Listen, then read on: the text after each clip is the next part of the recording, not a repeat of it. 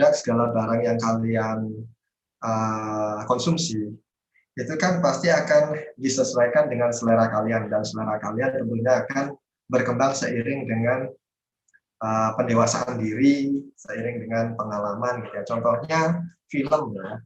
Film yang kalian tonton dengan dulu yang kalian tonton sekarang itu kan berbeda.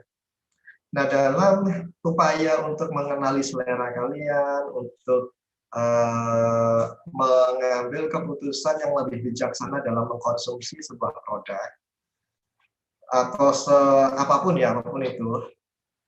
itu maka dibutuhkan sistem rekomendasi. Contohnya kalian ingin berwisata gitu ya. Wisata seperti apakah yang membuat kalian itu lebih produktif, lebih dekat dengan keluarga gitu ya. Jadi setiap konsumerisme ini akan berdampak positif maupun negatif. Dampak negatif mungkin salah satunya adalah hedonisme ya, memfoya-foyakan sesuatu untuk mencapai perasaan yang emosi yang berlebih mungkin yang kalian senangi gitu ya. Tetapi setelah itu hilang kalian serasa nggak dapat apa-apa. Sedangkan konsumsi yang positif menurut saya adalah sesuatu yang membuat kalian terus merasa senang ya, atau meningkatkan kapasitas diri kalian. Misalkan buku yang kalian baca, video yang kalian tonton, diskusi yang kalian lakukan bersama teman, semuanya itu akan melibatkan sebuah sistem rekomendasi. Dan seperti yang sudah kalian rasakan saat ini, itu sistem rekomendasi sudah berada di segala lini bisnis digital. Mulai dari cara kalian makan, cara kalian belajar, itu semuanya sedikit banyak sudah didikte oleh sistem rekomendasi. Gitu kan? Nah, di sini ya, yang bijaksana. Sehingga di sini ada banyak bidang.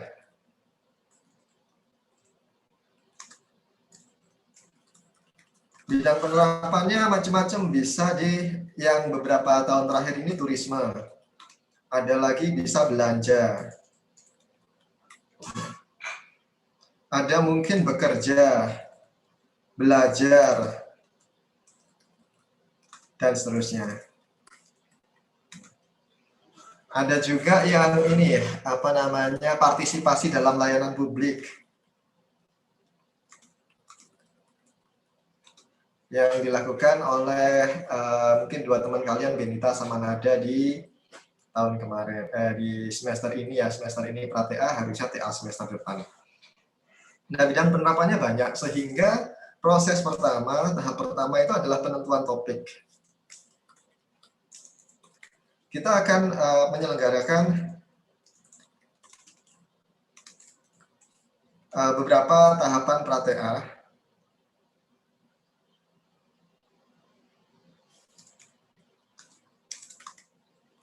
Yang pertama adalah penentuan ini ya, pengenalan bakat, minat, dan penentuan pengembangan diri. Jadi tahap pertama itu saya ingin kalian tahu bakat kalian apa, minat kalian apa, ataupun kalian ingin ke depannya ingin menjadi pribadi yang seperti apa gitu ya.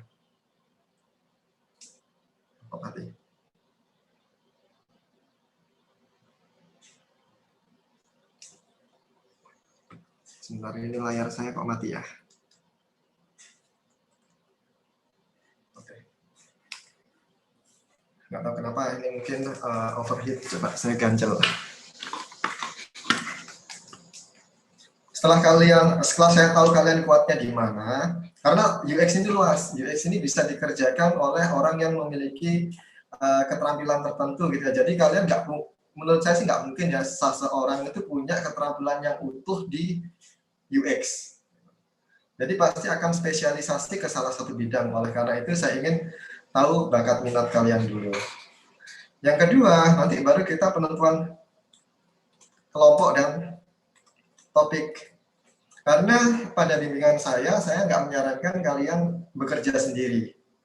minimum di dalam satu kelompok itu ada 3 orang.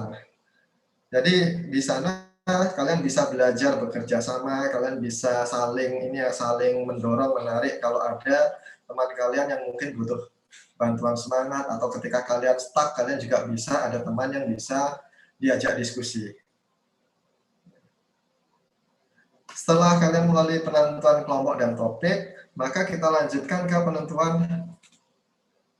ruang masalah dan judul. Jadi kalian ingin fokus di mana? Kemudian baru penentuan luaran. Produk yang kalian hasilkan dalam tugas akhir ini apa? Dan metodologi cara menghasilkannya bagaimana? Metodologi ini cara kerjanya. Saya ingin luaran saya adalah aplikasi, maka cara kerja ini. Untuk metodologi jangan khawatir, kita sudah ada beberapa tugas akhir yang cara kerjanya itu sedikit banyak mulai kelihatan polanya dan mulai bisa kalian tirukan. Nah, kemudian kita akhiri dengan proposal pra-TA. Ya. Mungkin di awal harus saya sampaikan kalau sifatnya pra-TA terutama di UX ini adalah iteratif. Jadi jangan asumsikan proposal kalian akan sama terus sampai di TA nanti. Jadi siap-siap dengan perubahan. Kenapa demikian? Yang kalian pahami sekarang dengan yang kalian pahami nanti pada saat kalian sudah sedikit banyak tahu ya, kalian sudah belajar banyak, mengikuti seminar, maka saya yakin proposal TA itu akan berubah. Dan ini selalu terjadi di semua mahasiswa bimbingan saya. Ya. Tapi di situ saya nggak berusaha nggak berusaha membuatnya menjadi beban tambahan. Artinya ketika itu terjadi, kita butuh memodifikasi proposal TA, maka ya kita langsung modifikasi di buku tugas akhirnya aja. Saya upayakan komunikasikan dengan dosen lab lainnya supaya tidak perlu proposal ulang dan seterusnya ya. Hal-hal administrasi yang merepotkan kita. Tapi intinya siap-siaplah dengan perubahan terutama di TA UX. Jadi jangan dibayangkan proposal TA itu adalah kontrak gitu ya. Bukan kontrak. Jadi proposal TA itu adalah kemajuan saja. Bagi saya proposal TA itu adalah Anda latihan belajar, latihan nulis, latihan beride. Bisa jadi nanti pada saat TA itu yang kalian presentasikan atau yang kalian tulis itu jauh berbeda dengan yang di proposal. Dan itu sangat wajar. Mungkin di proposal itu terlalu luas sehingga nggak bisa kalian selesaikan dalam waktu 1 TA gitu ya, atau dalam waktu 3 dalam satu kelompok atau 3 mahasiswa. Sehingga harus bagi-bagi seperti yang dihadapi oleh Benita dan Nada.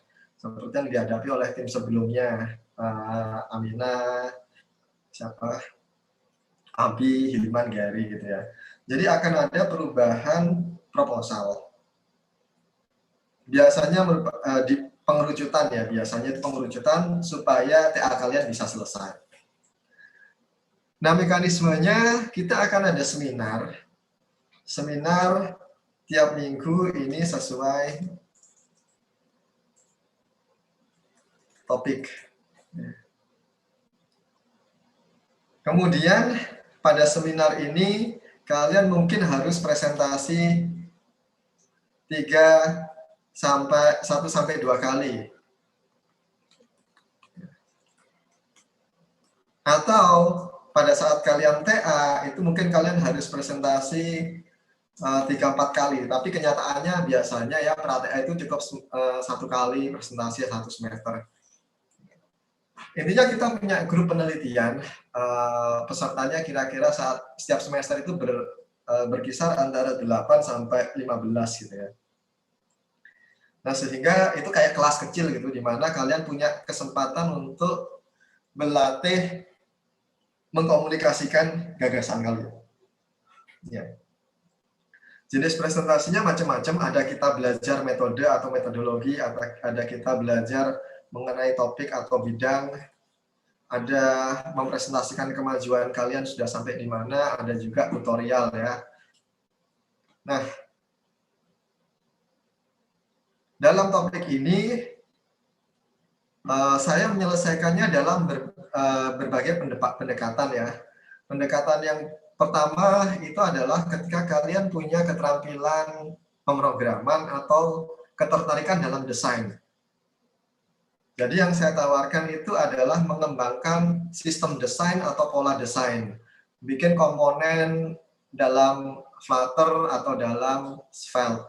Ini yang masuk dalam front end atau UI design pattern. Ini sangat mudah kalau kalian tertarik dengan desain, implementasi desain, dan kalian tertarik dengan tertarik dengan bagian sini ya, komponen UI, misalkan JavaScript, maka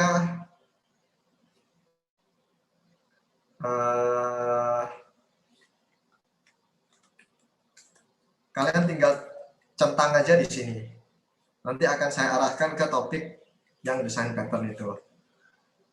Kalau misalkan ya, kalian tertariknya di aplikasi PHP misalkan, data scraping, algoritma, ini PHP, PY. Ini sudah kita spesifikkan ya bahasa pemrogramannya apa, maka kalian akan diarahkan ke sana. Ini saya share dulu ininya ya, linknya. Saya share di chat ini. Silakan kalian buka dan kalian isikan di situ.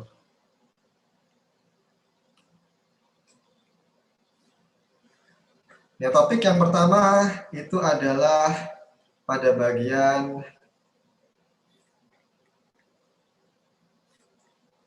ini.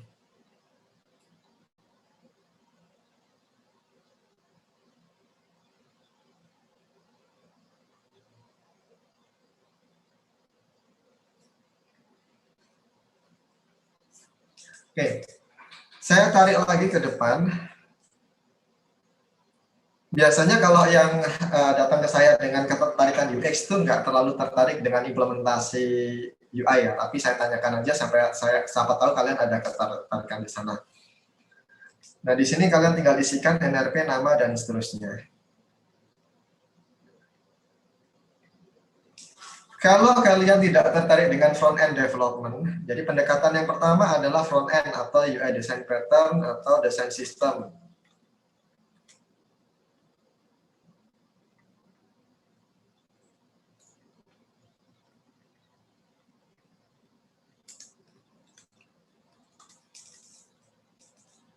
Ini bagian yang atas ini, sehingga luaran kalian itu adalah katalog antarmuka yang siap dipakai dalam pengembangan aplikasi. Yang kedua, ini saya jelaskan dulu bagian yang mungkin pasti kalian nggak tertarik kan ya, pengembangan algoritma, implementasi algoritma, implementasi algoritma. Nah, itu bagian yang ini, collective intelligence, di mana kalian mendevelop algoritma untuk rekomendasi dan prediksi. Nah, kemudian di tengah sini ini adalah UX research ya, di mana kalian meneliti melakukan penelitian pengguna, user research, baik dari segi sistem rekomendasi maupun komputasi sosial. Nah, di sini kalian silakan menuliskan apakah kalian tertarik, berminat untuk mengembangkan diri kalian dalam hal membangun pengetahuan. Artinya di sini kalian tertarik untuk membaca paper, menulis paper.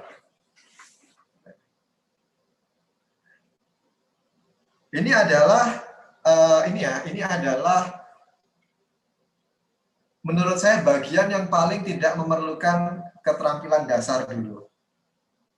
Tapi butuh bakat dan minat yang cukup di sini, karena baca satu paper per minggu itu mungkin bagi beberapa orang itu sangat-sangat susah gitu ya, tapi beberapa orang lainnya itu sangat-sangat menyenangkan. Nah, dengan menulis itu kalian akan berkontribusi ini ya.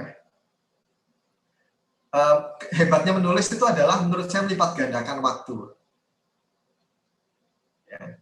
Menulis itu adalah melipat gandakan waktu. Kenapa bisa? Sama seperti dosen ya. Dosen itu sekali ngajar bisa, atau sekali membagikan ilmunya bisa diserap oleh 10, 100, 1000 mahasiswa. Gitu kan. Nah, tulisan juga demikian. Tulisan mungkin kalian nulis 1 jam, tapi 1 jam kalian itu akan berdampak pada ribuan jam atau ratusan ribu jam orang lain, gitu kan.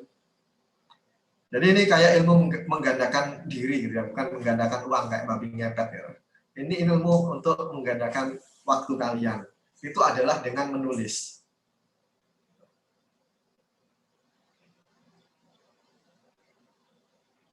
Oke, ini adalah menurut saya basic skill yang sangat penting untuk dimiliki oleh UX researcher. Entah kalian suka membaca atau suka menulis atau suka keduanya. Jadi ketika kalian ingin jadi UX researcher, yang paling utama itu adalah keterampilan ini menurut saya, menulis. Entah kalian suka baca maupun tidak. Kenapa? Karena inti dari peneliti UX itu adalah menggagas ide. Dalam menggagas ide, maka kalian harus bisa mengkomunikasikan dengan baik secara lesan maupun secara tertulis. Cara paling mudah untuk membangun komunikasi lesan itu adalah dengan menulisnya dulu. Ya. Jadi menulis itu bukan hanya sekedar mengcopy yang ada di otak kalian. Tetapi nulis ini memandu kita berpikir. Sekarang ini apa sih yang sudah saya pahami, kemudian apa yang saya belum pahami dan ingin saya tanyakan, itu semua dilakukan dengan menulis.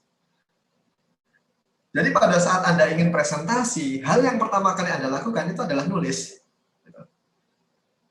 Kalian lihat contoh saya barusan, ini ya. Pada saat saya ngomong ke kalian, itu saya nulis. Karena nulis ini membantu saya berpikir. Berpikir mengenai cara yang paling tepat, paling efektif untuk membimbing kalian sehingga kemungkinan kalian untuk sukses di bidang ini semakin tinggi, gitu ya. Tanpa nulis mungkin omongan saya akan belepotan lari ke sana kemari dan akhirnya membuang waktu kalian juga, gitu.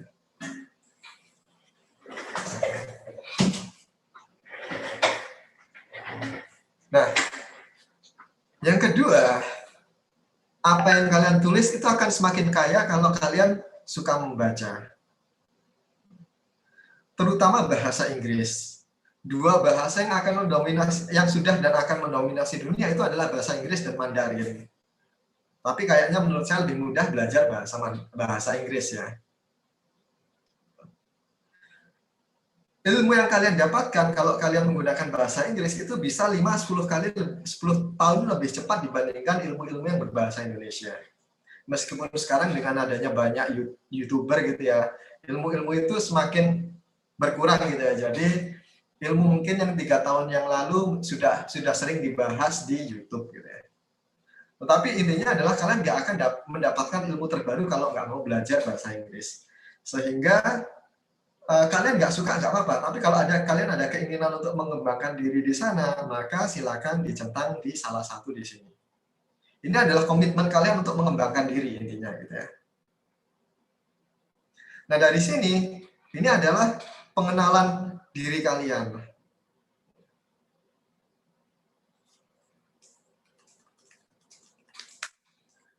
Dengan pengenalan diri ini, saya bisa mengarahkan kalian cocoknya nanti ngapain gitu ya. Nah, terutama di sesi berikutnya, di sesi pertemuan berikutnya, itu saya ingin kalian cerita apa yang sudah kalian pelajari, arahan pandangan kalian menurut kalian UX itu bagaimana. Di pertemuan berikutnya kalian akan presentasi dan menggagas apa itu UX menurut kalian. dengan materi yang saya berikan. Jangan khawatir, nanti materi ini nggak akan, presentasi ini nggak dinilai. Apakah kepake jadi pra-TA? Belum tentu, jangan khawatir gitu ya. Jadi kita nanti saya kasih waktu 2 minggu, kalian baca materi, kemudian kalian presentasi. Ya, apakah kepake? Jangan khawatir, nanti belum tentu kepake gitu ya. Tapi ini sangat kepake bagi kalian pada saat kalian ini berupaya untuk mengembangkan diri. Jadi bagi saya pra-TA itu bukanlah bukanlah materi, bukanlah materi kuliah, bukanlah kuliah yang harus sekedar diluluskan. Tapi bagi saya pra-TA, bimbingan pra-TA ini adalah kesempatan kalian untuk mengembangkan diri. Nah, termasuk di dalamnya ada mungkin kepribadian kalian. Kalian lebih suka didikte atau kalian lebih suka menentukan sendiri apa yang ingin kalian kerjakan dan seterusnya. Ini bisa kalian ceritakan nanti pada saat kalian presentasi. Ya. Jadi ini disiapkan presentasi.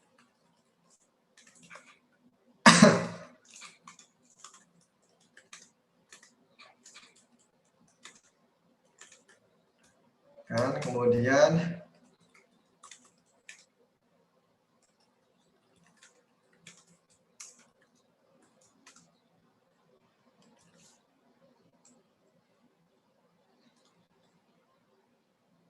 jadi selain opini, kalian sampaikan juga kalian sukanya gimana. Ini nggak akan berpengaruh, artinya nggak akan terlalu berpengaruh pada keputusan saya. Oh, karena kamu suka untuk mandiri, maka nggak saya dikte, nggak gitu juga gitu ya. Tapi saya ingin tahu seberapa jauh kalian mengenali diri kalian sendiri gitu aja. Sehingga kalian bisa memaksimalkan juga pembelajaran yang kalian dapat.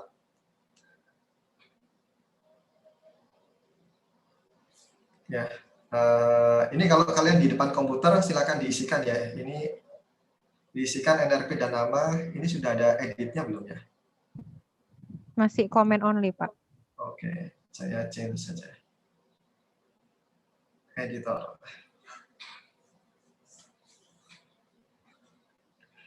Oke, ini adalah 2 skill dasar kalau kalian ingin jadi peneliti UX. Jadi saya kasih 3 pilihan. Pilihannya adalah kalian suka ngoding, gitu ya, atau tidak, atau suka nulis. Kalian suka nulis dalam bahasa pemrograman atau kalian suka nulis dalam bahasa manusia. Yang kedua, kalau dalam bahasa pemrograman itu adalah mau di antar muka atau di back end. Spesialis front end atau full stack aja gitu ya. Nah, berikutnya sisanya akan mengikuti need finding. Ini saya rasa sudah kalian dapatkan pada saat kalian mengikuti kuliah. Artinya apa sih yang bisa kalian bangun dari sini? Ini sangat banyak. Ini adalah kedekatan interpersonal. Interpersonal itu artinya kemampuan kalian ngomong dengan orang, kemampuan PDKT, kemampuan memahami orang lain, kemampuan empati, skill sosial. Ini semua ada di need finding. Kemudian analisis. Nah, ini kita baru ngomong teknikal ya. Teknikal ini adalah melatih kreativitas kalian lebih banyaknya. Begitu juga dengan prototipe.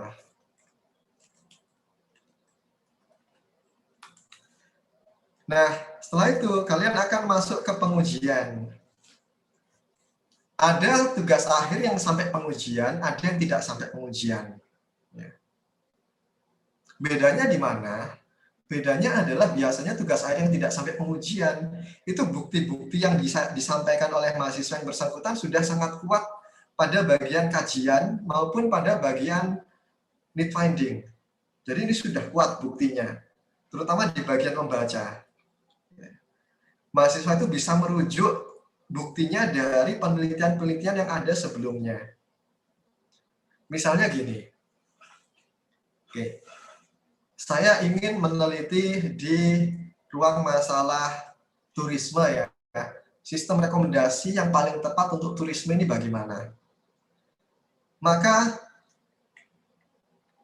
hasilnya saya buat dari kajian paper semua. Jadi semua gagasan saya, semua analisis saya itu sumber informasinya berasal dari, atau sebagian besar ya 80-70% berasal dari penelitian sebelumnya. Sehingga di situ kita nggak perlu pembuktian karena pekerjaan itu sudah sangat berat gitu ya. Tapi ada juga yang saya ingin titik beratnya itu adalah di pengujian. Dengan setelah saya bikin prototipe, maka saya uji apakah prototipe ini sesuai atau tidak. Jadi yang kalian perkuat di sini adalah logika.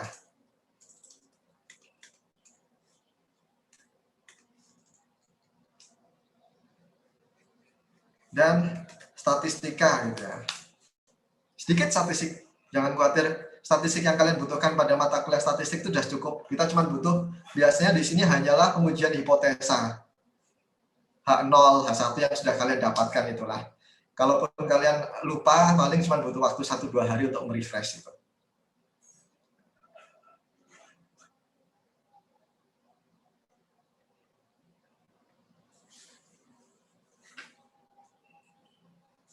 Nah, kurang lebih itu yang ingin saya sampaikan untuk minggu ini. Jadi nanti berikutnya yang bisa kalian lakukan adalah ini ya. Ini ada 2 video yang kalian bisa tonton. Video yang saya berikan ke peserta pra-TA tahun lalu, yaitu proyek penelitian saya dan topik serta peran dalam penelitian. Kurang lebih sedikit lebih detail daripada yang sudah saya bahas. Mungkin banyak redundansi di sana. Kalau kalian mau nonton dipercepat itu bisa 1,5 kali speed gitu ya untuk menghemat waktu kalian. Intinya ini aja, memahami apa yang kita kerjakan.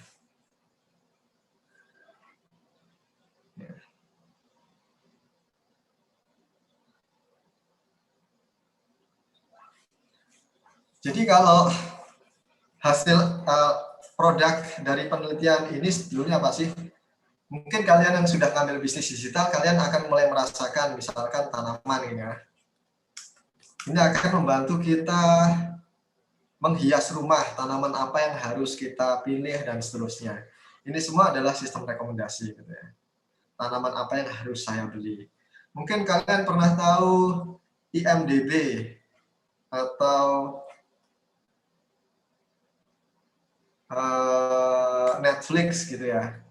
Di dalamnya itu banyak sistem rekomendasi.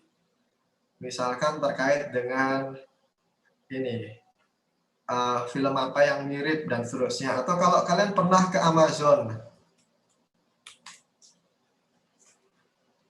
Amazon.com, dan di sini di dalamnya ini banyak sekali rekomendasi. Ini semua rekomendasi.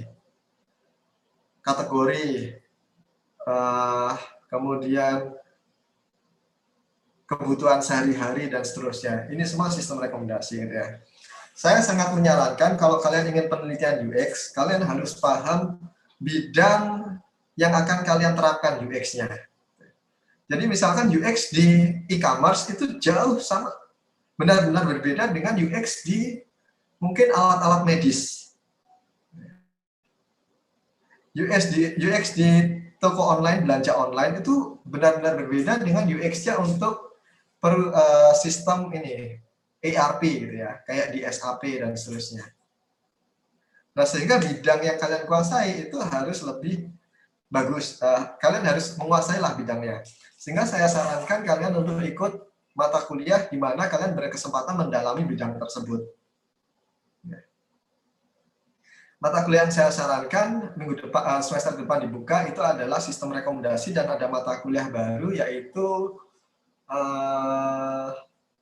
mata kuliah baru pengantar sistem rekomendasi dan mata kuliah bisnis digital gitu ya. Mungkin yang semester ini sudah mengikuti bisnis digital, kalian kurang lebih sedikit banyak tahu komponen yang membangun sistem rekomendasi. Bagaimana merancang pengalamannya. Jadi saya berikan sedikit gambaran sebagai penutup ya. Ini tinggal 5 menit. Mungkin nanti saya buka satu sesi lagi untuk tanya jawab. Sebagai gambaran sebelum saya tutup sesi yang ini, itu adalah bagaimana kita membuat sistem rekomendasi semacam ini. Maka seperti yang sudah kalian pelajari di DPP, kita harus tahu siapa penggunanya. Satu ya. Yang kalian bisa presentasikan tahun depan, pada presentasi berikutnya, itu adalah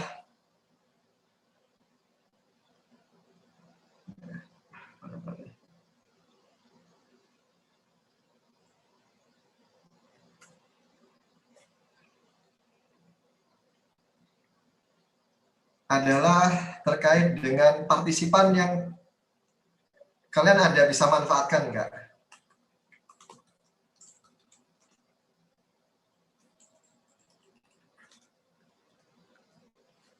Nah,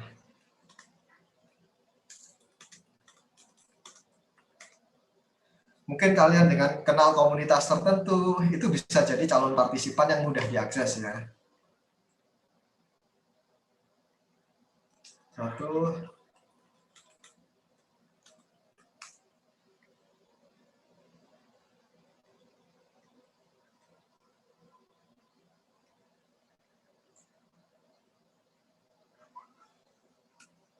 Ya.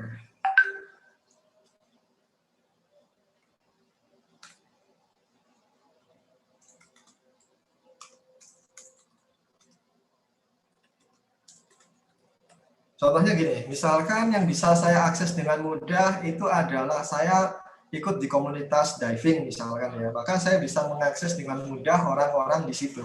Sehingga saya tahu bagaimana mereka bekerja dan memilih sesuatu, memilih produk-produk atau barang-barang yang mereka konsumsi. Yang menurut saya terlalu banyak dieksploitasi sehingga agak susah itu adalah film ya. Film bioskop. Netflix itu pernah membuat ini.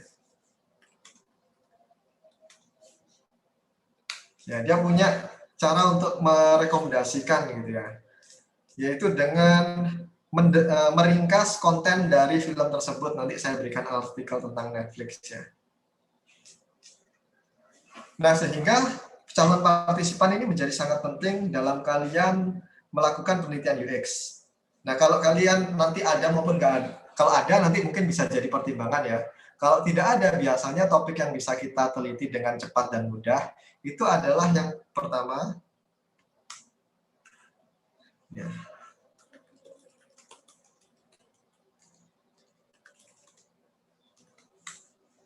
Yang kedua itu biasanya yang mudah. Itu adalah di bidang e-commerce, di bidang turisme, ya, di bidang pembelajaran, di bidang layanan publik ini juga bisa. Ini biasanya mudah. Jadi kalau kalian nggak ada yang kenal, jangan khawatir, nanti kita bisa akses dari partisipan yang mudah kita peroleh. Jadi prosesnya mendapatkan partisipan, memahami bagaimana cara mereka bekerja. Ini contoh TA yang dilakukan oleh Abi, itu dia memahami bagaimana orang mengekspresikan sebuah ulasan gitu ya, mengulas apa sih yang diulas dalam objek wisata. Nah, ini bisa dikembangkan di retail. Retail itu ada banyak kasus, misalkan pengembangan ini ya, untuk membuat rumah menjadi lebih nyaman atau home improvement. Jadi ini bisa kita terapkan di retail juga dengan metode yang sama, di mana kalian memperkaya literatur yang ada. Basicnya sudah banyak dirintis oleh penelitian sebelumnya.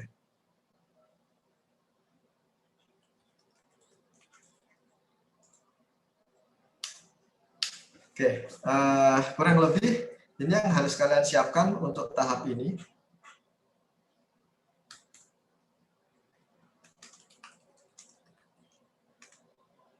Kemudian ini sudah hampir habis waktunya, jadi akan kita lanjutkan dengan sesi diskusi tanya jawab ya. Mungkin sebentar saja.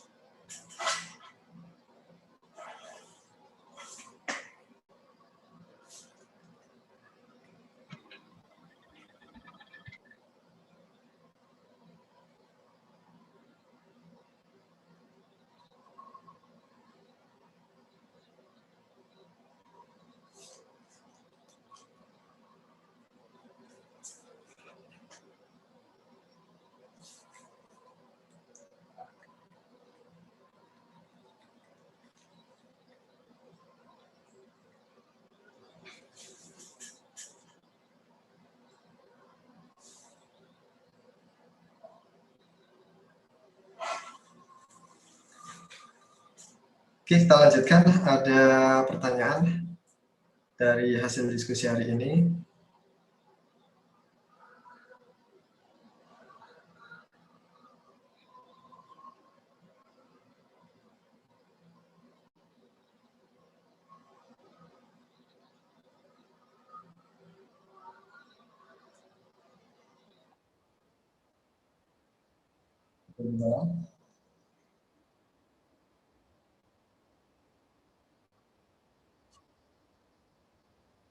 Ya, nanti instruksinya saya berikan ya. Instruksinya, mungkin Sarah sudah pernah dapat instruksinya. Nanti yang lainnya juga saya berikan instruksi yang sama beserta linknya. Oke.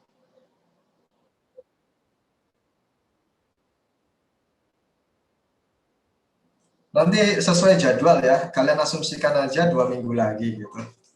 Kalau misalkan 2 minggu lagi itu ternyata kita sibuk dengan UTS dan UAS, maka kita bisa selenggarakan setelah UAS gitu. Jadi intinya adalah pemanasan gitu ya. Tune in dulu mengenai apa namanya yang kita kerjakan, karena UX ini mungkin agak sedikit berbeda yang kalian bayangkan dengan DPP. Jadi harusnya menurut saya itu ada 2 kuliah lagi setelah DPP baru kalian bisa TA tentang UX. Nah, hanya saja di kurikulum yang lama ini masih belum siap dengan hal itu. Jadi menurut saya harusnya kalian itu pertama dapat design thinking ya, atau DPP yang basic banget. Yang kedua kalian dapat HCI, UI. Ya, UI.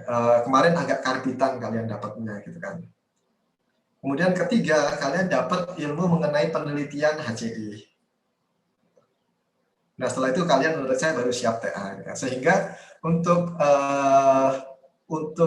menyiapkan kalian, menurut saya pra-TA dan TA itu nggak cukup gitu ya. Sehingga kalian harus mulai mencicil di setiap minggu, setiap bulan untuk mengerjakan. Gitu ya.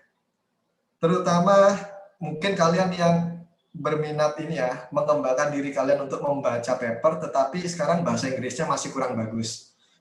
Nggak apa-apa, nggak harus 1 paper per minggu gitu ya. Kalian mampunya misalkan 2 paragraf, 1 paragraf per minggu itu sudah sangat bagus. Ya, itu bisa kalian sajikan. Nah, oleh karena itu kita harus ada komitmen untuk berprogres setiap minggu. Nah, kalau berprogres setiap minggu sendirian itu berat. Tapi kalau setiap minggu itu kayak kuliah gitu ya, di mana kita janjian, ayo kita ketemu 1-2 SKS setiap hari apa gitu ya. Setiap hari Jumat, setiap hari Sabtu gitu ya. Di mana di hari itu kalian cukup progres yang kalian bisa lakukan apa?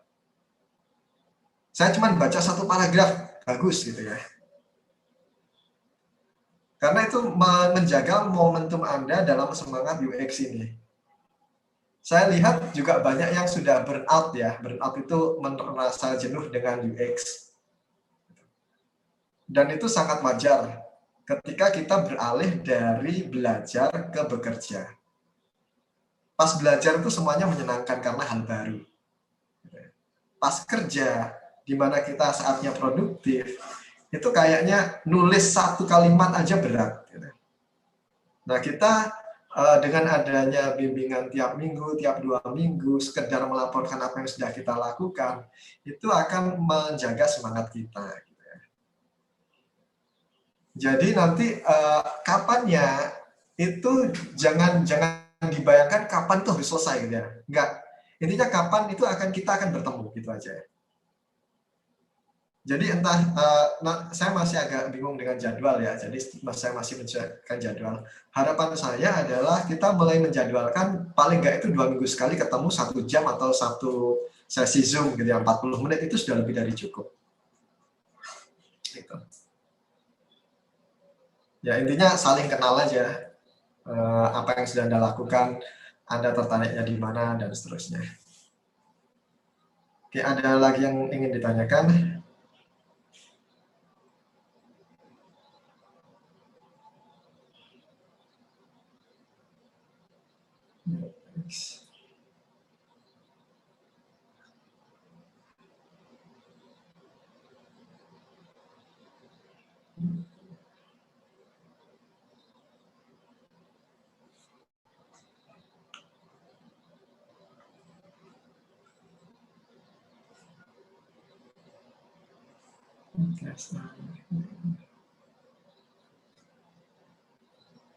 Oke, kalau belum ada, mungkin untuk sementara ini dulu ya, saya sharekan Notion tadi serta instruksinya. Silakan dikerjakan, silakan alokasikan waktu gitu ya, jangan menjadi beban. Anggaplah ini adalah nggak hobi ya, ini adalah profesi Anda gitu ya. Kalau Anda memang ingin di UX. Dan yang kedua, jangan khawatir dengan administrasi gitu ya. Bimbingan saya sudah lebih dari 8, tapi banyak cara untuk mencapai tujuan TA Anda. Saya bisa jadi pembimbing 2, nanti pembimbing satunya adalah dosen yang saya tahu bisa dengan maksimal itu membantu Anda gitu aja. Membantu itu bisa turut membimbing, bisa memberikan Anda kebebasan gitu ya. Jadi definisi bantuan ini bisa macam-macam gitu kan. Ya, kurang lebih itu saja mungkin ketemuan kita hari ini. Semoga bermanfaat. Bismillah. Kita berupaya ya supaya Anda juga menemukan ini ya, apa yang bisa Anda kontribusikan profesi, mungkin cikal bakal profesi Anda terutama di bidang UX ini. Oke, saya akhiri di sini. Terima kasih banyak atas diskusinya. Selamat sore. Wassalamualaikum warahmatullahi wabarakatuh. Waalaikumsalam. Waalaikumsalam warahmatullahi wabarakatuh.